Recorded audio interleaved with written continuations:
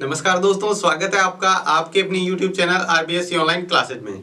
आज अपन बात करेंगे आपकी 11.2 जो प्रश्नावली चल रही थी उसके अगले भाग के बारे में, जिसमें अपने 11.2 के कुछ सवाल कर लिए थे। आज अपन इसके करेंगे आगे के जो बचे हुए सवाल हैं उसके बारे में। तो आज के सवाल भी बहुत ही महत्वपूर्ण होने वाले हैं, आप पूरा वीडियो देखिएगा ताकि इनमें से अगर एग्जाम के अंदर आपको क्वेश्चन आता है तो आप उसको पूरा आसानी से कर सको। इसमें से आपके जो पर्सन आने वाला है वो 6 नंबर का पर्सन आने वाला है और 6 नंबर आपको पूरे में से पूरे 6 नंबर कैसे लेने हैं वो आप इस वीडियो को देखने पर पता चल जाएगा। तो देखते हैं आगे का जो नेक्स्ट सवाल है वो क्या है और फिर उसको हल करते हैं। तो पहले जैसा कि मैंने आपको बताया था, पहले सवाल को पढ़कर उसको अच्छी तरह समझना है, फिर आपको सवाल जैसे सवाल में दिया गया उसी के अनुसार चलते हुए हल करना है। तो देखो सवाल में दिया हुआ है, अगला जो सवाल है 7वां सवाल, ABCD एक समांतर चतुर्भुज है। सबसे पहले आपको पता होना चाहिए समांतर चतुर्भुज क्या होता है। उसके बाद दिया है जिसकी भुजा BC पर कोई बिंदु P स्थित है। BC पर कोई बिंदु P है, यदि DP और AB को आगे बढ़ाएं तो वो L पर मिलते हैं। तो आपको सिद्ध करना है, दो चीजें आपको सिद्ध करनी है सवाल के अंदर। पहला है DP बटे PL बराबर DC बटे BL और दूसरा DL बटे DP बराबर AL बटे DC। तो पहले अपन इसका चित्र बनाएंगे। चित्र में पहले आपको एक समांतर चतुर्भुज कहा हुआ है, तो अपन एक समांतर चतुर्भुज बना लेते हैं। तो यहां पर मैंने एक समांतर चतुर्भुज बनाया है, इसको मैंने नाम दिया यहां से A, यहां से नाम दिया है A, ये B, ये C, ये D। कहीं से भी आप नाम स्टार्ट कर सकते हैं, लेकिन एक क्रम के अंदर चलाना है। चाहे ऐसे घुमा सकते हैं चाहे ऐसे, ऐसा नहीं है A यहां लिख दिया, B यहां लिख दिया, C यहां, D यहां, ऐसे नहीं लिखना है, एक क्रम से घुमाना है। तो आपने कर दिया। अब देखो आगे का है, जिसकी भुजा BC पर कोई बिंदु P है। BC पर मान लिया कोई बिंदु P है, जहां से ये मान लिया बिंदु P है। अब ये कह रहा है यदि DP और AB को आगे बढ़ाएं, D से P को आगे बढ़ाएं ऐसे इस तरह से, और इधर से AB को आगे बढ़ाएं, तो ये जिस बिंदु पर मिलते हैं उस बिंदु को क्या कहा है? L कहा है। देखो सवाल के अंदर ये कहा हुआ है AB को आगे बढ़ाने पर L पर मिलते हैं, तो ये L पर इस तरह से मिलते हैं। तो ये तो था इसका चित्र। अब देखो समांतर चतुर्भुज किसे कहते हैं? जिसकी आमने सामने की भुजा समांतर भी होती है और बराबर भी होती है। तो देखो सवाल के अंदर सबसे पहले अपन दिया है, लिखते हैं, दिया है, क्या दिया हुआ है? ABCD एक समांतर चतुर्भुज है। क्या है? समांतर चतुर्भुज है। अगर ये ABCD समांतर चतुर्भुज है तो आप ये भी कह सकते हैं जो AB है, ये AB है वो समांतर है CD के, तथा जो AD है वो समांतर है BC के। यानी ये भुजा इसके समांतर है और ये भुजा इसके समांतर है। तथा आप ये भी कह सकते हैं आमने सामने की भुजा समांतर भी होती है और बराबर भी होती है। यानी AB बराबर CD तथा AD बराबर BC, ये भी होता है। अब देखो आपको जो सिद्ध करना है वो क्या करना है वो देखते हैं।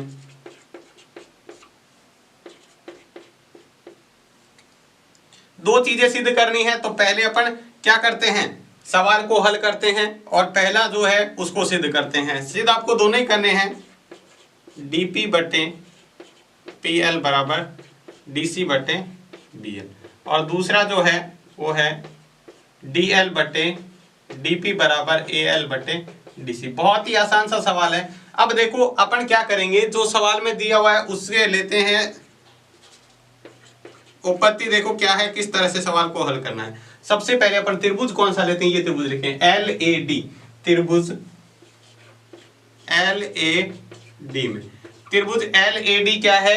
LAD में आपको पता है BC भुजा AD के समांतर है, पूरी भुजा।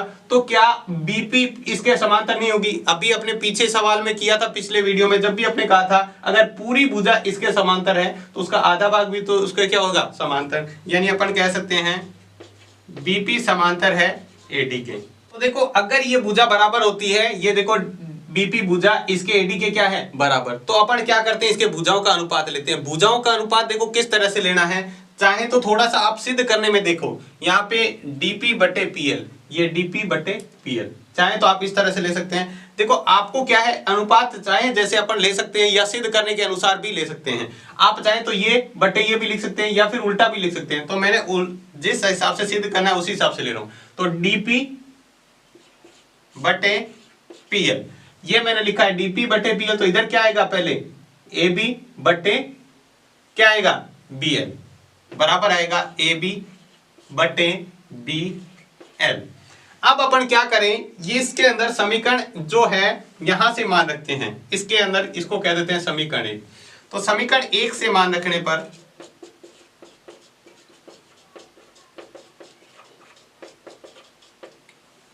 क्या मान रख सकते हैं, एक की जगह यानी ए बी की जगह आप क्या रख सकते हैं, सी डी रख सकते हैं। ये आपने कहा हुआ है ए बी और सी डी क्या है, बराबर हैं। तो देखो अगर इसको हल करेंगे तो अपने पास क्या आ जाएगा, आगे देखो।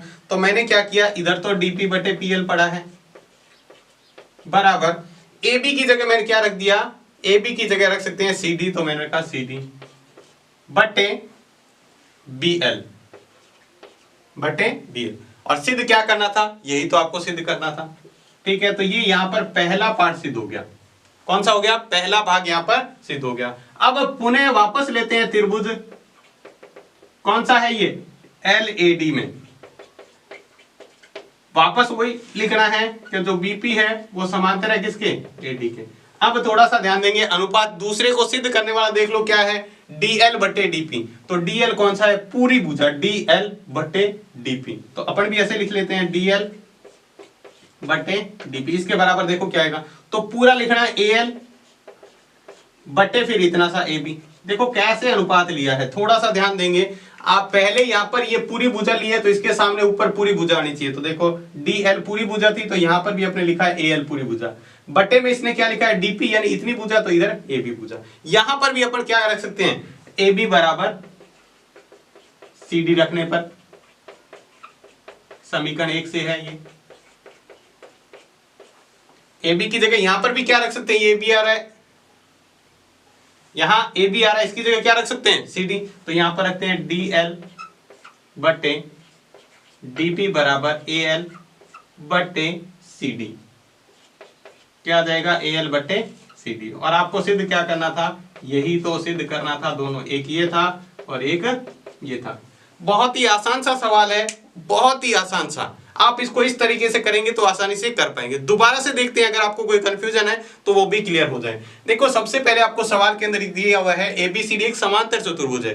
तो हमने एक एबीसीडी समांतर चतुर्भुज बनाया, और समांतर चतुर्भुज की पहचान होती है आमने सामने की भुजा समांतर और बराबर होती है। ठीक है, तो पहले आपने लिखा ये भुजा समांतर है और फिर लिखा आमने सामने की भुजा बराबर भी है।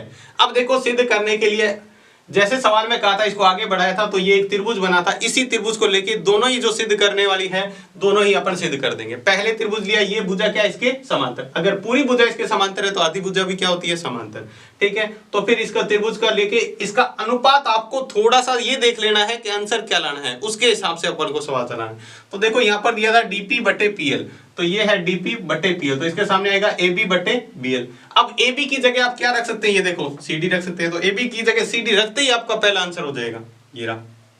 ठीक है, दोबारा से वही त्रिभुज लेना है, उसी तरह भुजाओं का अनुपात फिर से देख लेना है, सिद्ध करने में कैसे लेना है, डीएल बटे डीपी, डीएल पूरी है बटे डीपी, तो इसके सामने आएगा एएल बटे एबी। फिर से आप एबी की जगह वही मान रखेंगे, एबी की जगह सीडी, तो दूसरा भी सिद्ध हो जाएगा। तो देखो कितना आसान सा सवाल है, और ये आपकी परीक्षा में आता है ना तो 6 नंबर का आता है, लेकिन अपन इसको पहले से ही 11वीं प्रश्नावली डर के मारे छोड़ देते हैं, तो फिर ये सवाल इतना आसानी से अपन 6 नंबर गवा भी देते हैं।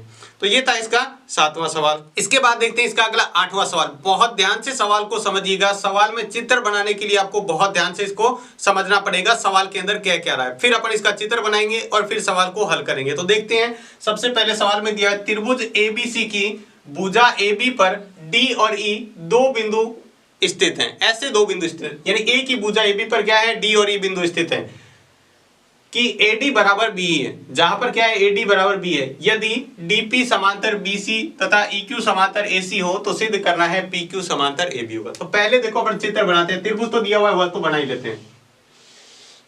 सबसे पहले एक त्रिभुज बना दिया ABC, क्या हो गया ABC। अब सवाल पर देखो क्या बात कही है, उसने ये कहा है AB पर D और E दो बिंदु इस प्रकार स्थित हैं। तो मैंने यहां पर बना दिया, ये बिंदु D हो गया और ये बिंदु E हो गया। ये कौन सा है बिंदु D और ये क्या है E। अब आगे क्या कह रहा है, AD बराबर BE, जितना AD है ना उतना ही BE भी है, ठीक है। यानी इसका ये भाग और ये भाग क्या है, बराबर है। सवाल के अंदर ऐसा पहले से ही दिया हुआ है।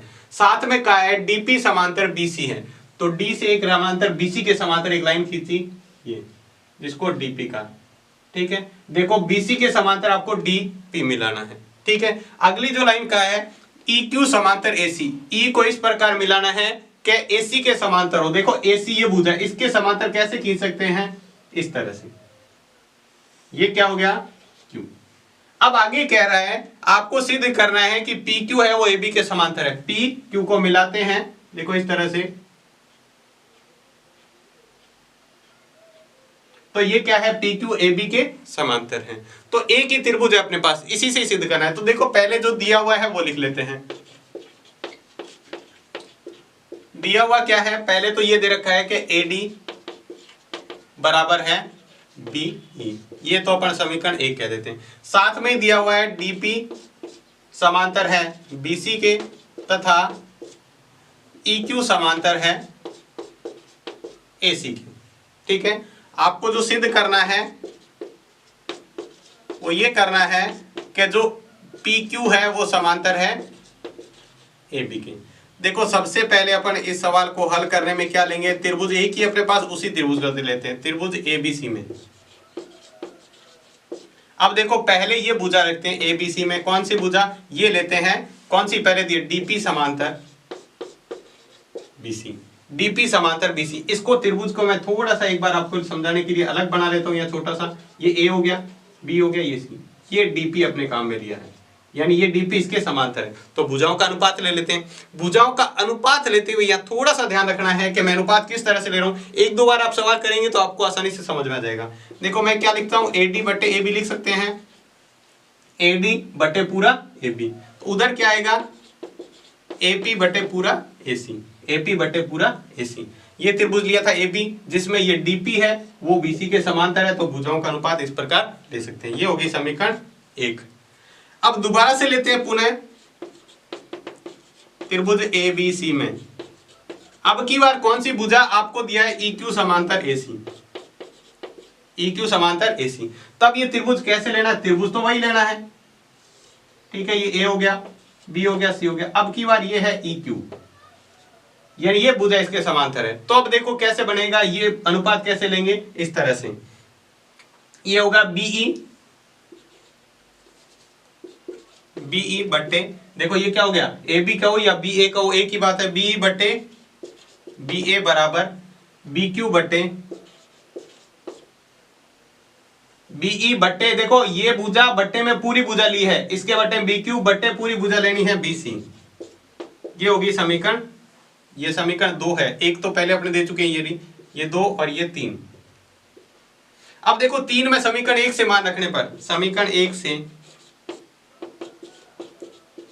क्या रख सकते हैं, देखो AD, B की जगह क्या रख सकते हैं, BE बराबर AD रखने पर, B की जगह अपन क्या रख सकते हैं, ये जो B है उसकी जगह AD है, देखो B है इसकी जगह क्या रख सकते हैं, AD रख देते हैं। तो देखो अपने सवाल में क्या हो जाएगा, यहां पर देखो अनुपात B की जगह AD रख देते हैं, तो AD बटे AB या BA या AB कुछ भी लिखो कोई फर्क नहीं पड़ता है, ठीक है। और सामने है BQ बटे BC। ये होगी अपनी समीकरण 4। अब देखो समीकरण 2 और 4 से, समीकरण 2 व 4 से देखने से क्या पता चल रहा है आपको, देखो इधर AD बटे AB आ रहा है, इधर भी AD बटे AB आ रहा है, तो इस वाली साइड बराबर है, तो ये वाली साइड भी क्या होगी, बराबर। तो अपन क्या लिख सकते हैं, AP बटे AC बराबर BQ बटे BC, BQ बटे BC। अब ये देखो अनुपात कैसे बन रहा है, AP बटे AC, देखो AP, ये AP बटे पूरा AC बराबर किसके आ रहा है, BQ बटे पूरा BC। यानी ये जो रेखा बन रही है वो इसको बराबर अनुपात में बांट रही है। कौन सी रेखा, PQ रेखा, PQ रेखा बराबर अनुपात में बांट रही है, इसका मतलब PQ है वो AB के क्या है, समांतर। तो लिखेंगे, तो थेल्स प्रमेय के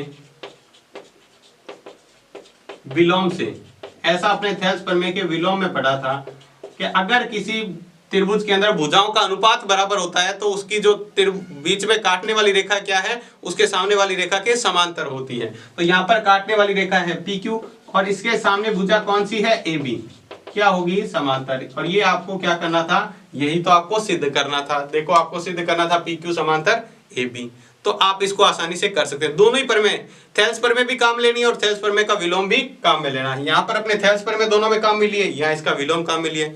दोबारा से देखो, काफी इंपॉर्टेंट सवाल है। सवाल का चित्र बहुत ही ध्यान से बनाना है। अपन अभी तक लगातार क्या है, डी और ई बिंदु इधर ले रहे थे। जैसे ई बिंदु अगर आपने उधर लिख दिया, सवाल पूरा गलत हो जाएगा, फिर आप सवाल को हल नहीं कर पाएंगे, क्योंकि चित्र ही गलत बनाए तो सवाल गलत ही होगा। देखो आपको ये दिया हुआ है कि AD B के बराबर है और A B के ऊपर ही दोनों बिंदु हैं, D और E। देखो सवाल के अंदर लिया है भुजा AB पर D और E दो ऐसे बिंदु हैं, दोनों ही AB पर ही हैं, तो D और E बिंदु ऐसे बना लिए। फिर कहा AD B के बराबर है, जितना AD है उतना ही क्या है, BE है। फिर वो समांतर दे रखा है DP समांतर BC और EQ समांतर AC है, तो आपको ये सिद्ध करना है। तो सबसे पहले आपने ये दिया हुआ इसके बराबर और भुजाओं का जो समांतर दे रखी है वो लिख लिया, ठीक है, सिद्ध करना है वो लिख लिया। अब देखो त्रिभुज ABC में लिया, पहले एक बार आपको ये भुजा समांतर लेनी है, तब भुजाओं का अनुपात निकालना है। और भुजाओं का अनुपात कैसे, AD बट्टे पूरा आना चाहिए, ठीक है। इसी तरह सामने वाला भी निकाल लिया। अब दोबारा से फिर से त्रिभुज तो एक ही अपने पास ABC, उसकी बार अब की बार जो अलग भुजा समांतर दे रखी है वो लेनी है। अब की बार आपको ये दे रखा है जो ये भुजा है EQ वो AC के समांतर है, तो इसके अनुसार अनुपात निकालेंगे। अब यहां से समीकरण 1 में आपने कहा था AD और BE बराबर है, चाहे AD की जगह B रख दो या B की जगह AD रख दो, तो हमने क्या किया, B की जगह AD रख दिया। अब फिर समीकरण 2 और 4 को तुलना की तो इधर तो AD बटे B इसमें भी आ रहा है और इसमें भी आ रहा है, इसका मतलब ये वाली साइड बराबर है तो इधर वाली साइड भी क्या होगी, बराबर। तो यहां पर अपने इसको बराबर रखा। फिर यहां से थेल्स प्रमेय का विलोम देखा, तो अगर भुजाओं का एक ही त्रिभुज के अंदर देखो कैसे बन रहा है, ये इस तरह से, ये यहाँ पे है C, यहाँ पे A, यहाँ पे B, यहाँ Q और P। देखो ये कह रहा है कि AP बटे, देखो AP कौन सी, ये बटे पूरा AC बराबर BQ बटे पूरा BC। तो देखो यहाँ पर भुजाओं का अनुपात किस तरह से लिया, देखो अगर अपन थेल्स प्रमेय का विलोम लगाएं तो AP बटे AC देखो कौन सा है, ये AP बटे इसकी सामने की पूरी भुजा। तो क्या इसके सामने की पूरी भुजा इसी तरह है क्या, पहले ये AP वाला ऊपर वाला इतना सा भाग लिया बटे पूरा भाग, तो देखो सामने क्या है BQ इतना सा भाग बटे BC पूरा भाग। इसका मतलब इसको जो बीच में काटने वाली भुजा है वो इस AB के क्या है, समांतर है, और काटने वाली भुजा कौन सी है, PQ, यानी PQ AB के समांतर होती है तभी क्या हो सकता है, ये अनुपात बराबर हो सकता है। अगर ये इसके समांतर है तभी ये अनुपात बराबर होगा। और थेल्स प्रमेय में पढ़ा था अगर अनुपात बराबर है तो इसका मतलब ये दोनों भुजा क्या है, समांतर है। तो इस तरह से इस सवाल को कर सकते हैं। तो ये था 8वां महत्वपूर्ण सवाल। इसके बाद देखते हैं इसका 9वां महत्वपूर्ण सवाल। देखो 9वें सवाल में क्या दिया हुआ है, आपको सवाल पहले समझते हैं। दिया हुआ ABCD एक समलंब चतुर्भुज है, तो अपने को पता होना चाहिए समलंब चतुर्भुज जिसकी कोई दो आमने सामने की भुजा क्या हो, समांतर हो, जिसकी AB समांतर DC है, यानी दे रखी है कौन सी भुजा समांतर है, तथा इसके विकर्ण O पर प्रतिच्छेद करते हैं, यानी इसके विकर्ण खींचे तो O पर प्रतिच्छेद करते हैं। तो दर्शाइए, यानी सिद्ध करना है AO बटे BO बराबर CO बटे DO। तो अपन क्या करते हैं, पहले एक समांतर चतुर्भुज बना लेते हैं, सॉरी समलंब चतुर्भुज बना लेते हैं।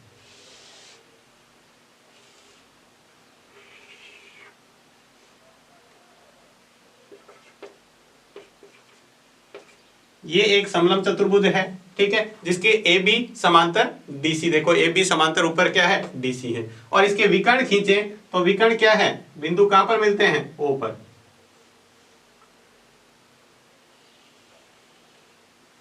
ये जो विकर्ण खींचे हैं ये बिंदु O पर मिलते हैं। अब आपको ये सिद्ध करना है कि AO बटे BO बराबर CO बटे D होता है। चतुर्भुज कौन सा है, समलंब चतुर्भुज। तो देखो मैंने क्या किया, यहां पर AB और CD के समांतर एक रेखा खींच ली बीच में,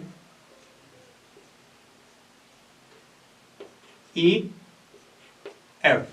कौन सी रेखा खींची, EF।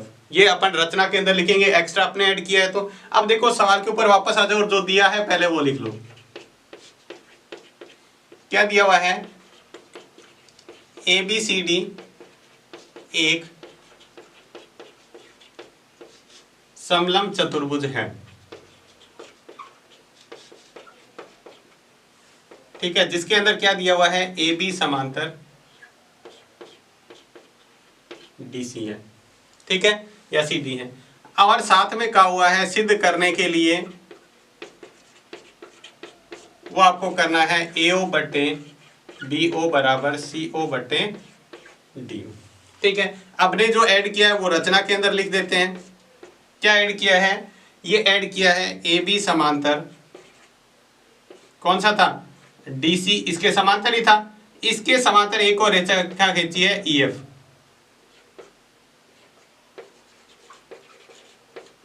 EF रेखा खींची। ठीक है, अब देखो अपन इसको हल करते हैं। तो हल करने के लिए आपको क्या करना है? त्रिभुज लेना है। पहले अपन त्रिभुज ले लेते हैं ABC, ABD में, त्रिभुज ABD में। अब ABD में देखो तो क्या ये भुजा EF पूरी AB के समांतर है? पूरी भुजा समांतर है तो यादी भी क्या होगी? समांतर। तो अपन सीधा कह देते हैं यहाँ पर OE समांतर किसके है? AB के। अगर ये इसके समांतर है तो थेल्स प्रमेय से अपन भुजाओं का अनुपात क्या ले सकते हैं? बराबर, यानी DE ये भुजा बट्टे EA बराबर किसके होगा? DO बट्टे OBO बराबर क्या होगा? DO बट्टे BO। ठीक है, इसके बाद में इसको समीकरण 1 कह के मैंने छोड़ दिया। अब दोबारा से मैंने त्रिभुज कौन सा लिया? अब की बार मैंने त्रिभुज लिया है, देखो ध्यान से, ACD में, त्रिभुज ACD में। कौन सा लिया है? ACD में। उसमें क्या है? ये जो EO रेखा है वो किसके समांतर है? DC के। तो OE समांतर DC, क्योंकि जो OE रेखा EF पूरी रेखा है वो AB के भी समांतर है और CD के भी समांतर है। तो ये जो आधी रेखा है वो AB के भी समांतर होगी, आधी रेखा CD के भी समांतर होगी। तो ये लिखा। तो अपन लिखते हैं वापस थेल्स प्रमेय से। तो थेल्स प्रमेय से इसका अनुपात क्या लेंगे? देखो अनुपात में ले रहा हूं, त्रिभुज कौन सा है? कुछ इस तरह से बना हुआ है त्रिभुज। देखो अलग बना के कंफ्यूजन नहीं हो इसलिए थोड़ा सा अलग बना के देख लेते हैं। इस तरह से यहाँ पर बिंदु A है, E है, D है, यहाँ पर O है और यहाँ पर C है। तो देखो मैं अनुपात ले रहा हूं ना, देखो कैसे लिया, इसका भी अनुपात मैंने ऐसे लिया है, DE बटे EA बराबर किसके होगा? देखो पहले ये DE बटे EA लिया तो CO बटे क्या होगा? AO, CO बटे AO। अब देखो समीकरण 1 और 2 से तुलना करें तो समीकरण 1 व 2 से, समीकरण 1 व 2 से आप देखो तो आपको पता चल जाएगा। अब तो इतने सवाल कर लिए तो आपको पता चल ही रहा है। देखो इधर वाली DE बटे EA, यहाँ भी DE बटे EA, तो ये वाली साइड बराबर है तो इधर वाली साइड भी क्या होगी? बराबर। तो यानी अपन लिख सकते हैं DO बटे BO बराबर CO बटे AO। लेकिन अपने को तो ये सिद्ध नहीं करना था, अपना को तो अलग सिद्ध करना था। तो एक बार के लिए इसको वजन गुणा कर देते हैं, इसको DO गुणा AO बराबर CO गुणा BO। अब ध्यान देंगे यहाँ AO ऐसे कैसे रहने दो, ठीक है, इस BO को इसके भाग में लाओ, यहाँ गुणा में इधर आएगा तो भाग में, बराबर CO को तो ऊपर ऐसे कैसे रहने दो, इस DO को इधर ले जाएंगे, ये गुणा में इधर जाएगा तो भाग में। आप चाहें तो सीधा भी कर सकते थे, इस AO को यहाँ ऊपर ला सकते थे DO, क्योंकि ये इधर भाग में इधर आएगा तो गुणा में, ये DO इधर गुणा में इधर जाएगा तो भाग में। तो ये अपने पास आ गया जो वास्तव में अपने को सिद्ध करना था, ये है। हालांकि ये भी तो कहीं ना कहीं सिद्ध करने वाला रूप ही था, थोड़ा सा इसको में बदलाव करेंगे तो अपने पास ये भी आ जाएगा। तो ये था इसका 9वां महत्वपूर्ण सवाल।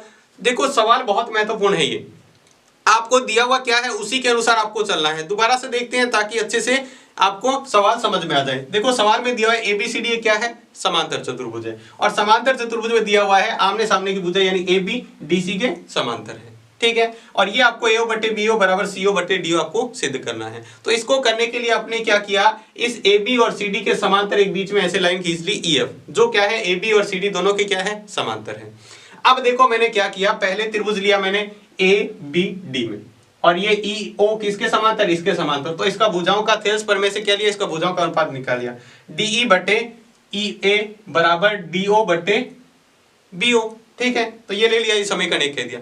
अब दोबारा से त्रिभुज लिया मैंने ये वाला ACD में, इसमें भी ये क्या है? EO DC के समांतर है, तो यहां पर भी मैंने अनुपात लिया, लेकिन उल्टे त्रिभुज का अनुपात लिया इस बार, ठीक है, ताकि अपने वो सिद्ध करने वाली संख्या बराबर आ जाए। अगर आप इसको सीधा लेते तो EA बटे DA, AO बटे DO, तो फिर आपको उल्टा करके फिर समीकरण 2 और इसको बराबर करना पड़ता, ठीक है। तो यहां पर आपने इसी तरह लिया ताकि बराबर हो जाए। ये इसका अनुपात निकाला तो ये DE बटे EA बराबर CO बटे AO, ठीक है। अब देखो समीकरण 1 और 2 से एक वाली साइड बराबर है तो इधर वाली साइड भी क्या होगी, बराबर, तो वो दोनों को बराबर लिख दिया।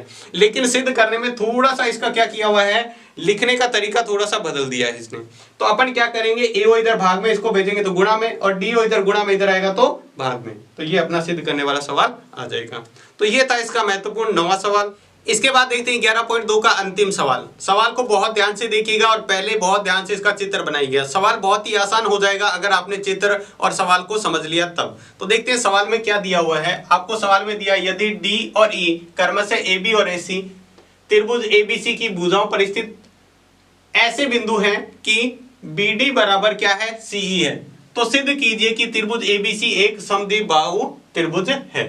ठीक है, तो आपको देखो ये दे रखा है, सवाल में थोड़ा सा मिसप्रिंट है, आप थोड़ा सा ध्यान देंगे।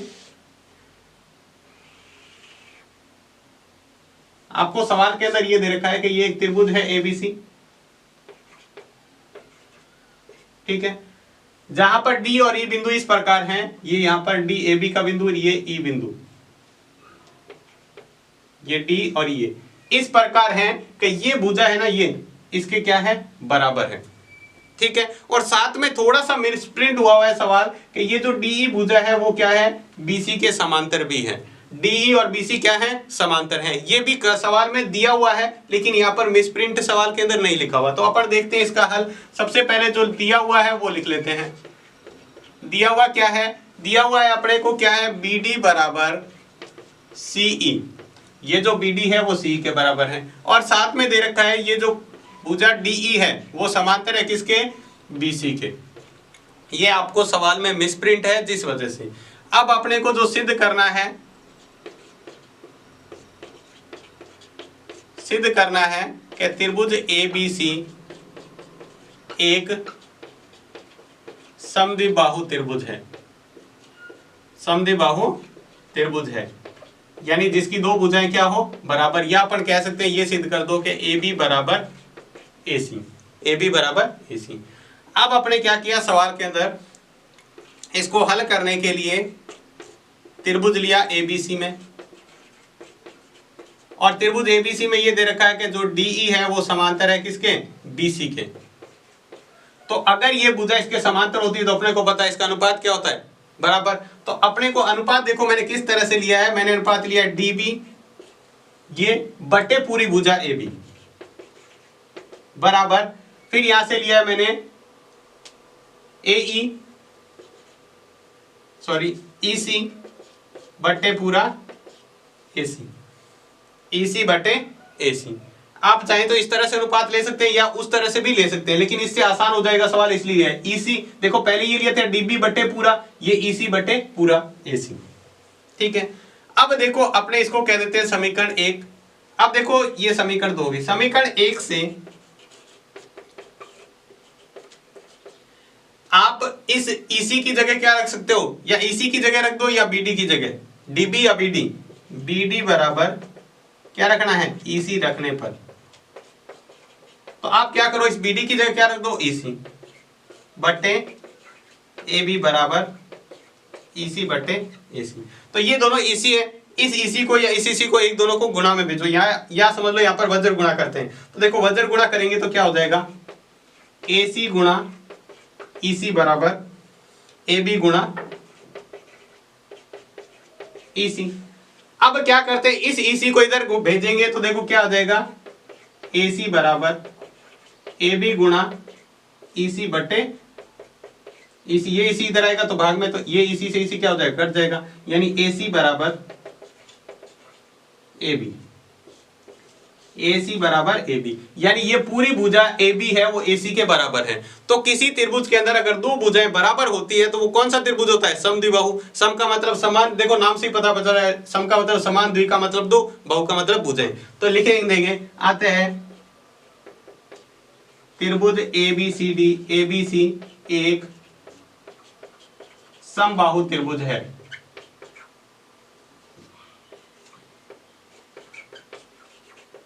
सॉरी समद्विबाहु त्रिभुज है, समबाहु नहीं, समद्विबाहु त्रिभुज है।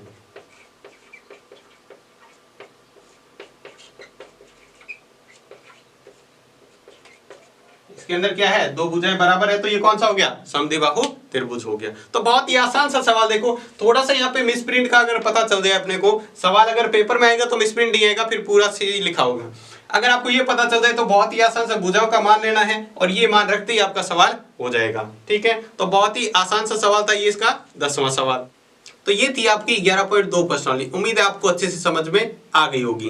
तो आज की क्लास में बस इतना ही। क्लास आपको कैसी लगी हमें कमेंट बॉक्स में लिखकर आपको जरूर बताना है। वैसे आप बहुत ही अच्छे कमेंट करते हैं, जिसके लिए आप सभी का बहुत बहुत धन्यवाद। और उससे हमें क्या होता है, आपके कमेंट जो होते हैं उनसे हमें क्या मिलता है, मोटिवेशन मिलता है, जिससे हम आगे की वीडियो उससे भी ज्यादा ऊर्जा के साथ आपको प्रदान करने की कोशिश करते हैं।